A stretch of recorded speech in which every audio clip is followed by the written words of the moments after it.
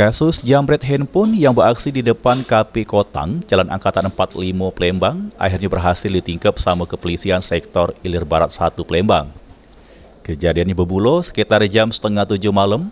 Dua residipis yang bernama Abdiansa sama Kurniawan memang ngincar korban dari Jalan Angkatan Sumpah Pemuda. Pas di depan KP Kotang, dua tersangkut jambret handphone korban terus lari ke Jalan Demang Lebar Daun. Rupanya korban yang bernama Tarmizi ngejar terus nomor pelaku dari Buri sampai Nyampa. Tak langsung ditingkap, korban sama warga yang lagi liwat, kemudian korban ngelapor ke kejadian ini ke Kepolisian Ilir Timur 1. Menurut Kapolsek Ilir Timur 1, Kompol Roy Aprian Tambunan, modusnya dengan cara mepet korban dari sebelah kiri. Pas nian korban lagi megang handphone pakai tangan kiri, langsung diembe oleh tersangka, terus ngelari ke diri. Kedua tersangka memang residipis tapi kasus lain. Modusnya memepet korban.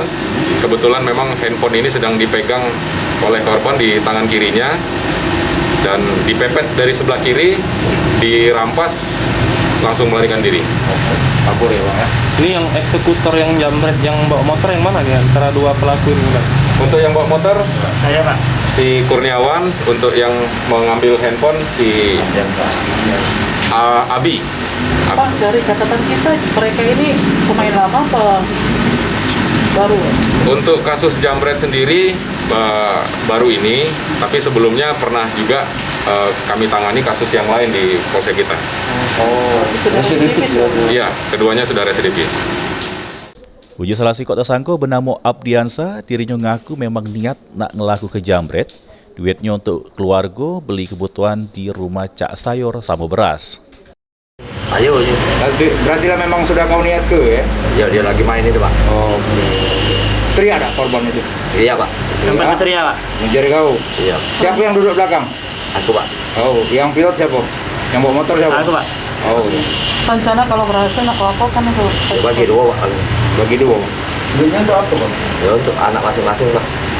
Iya.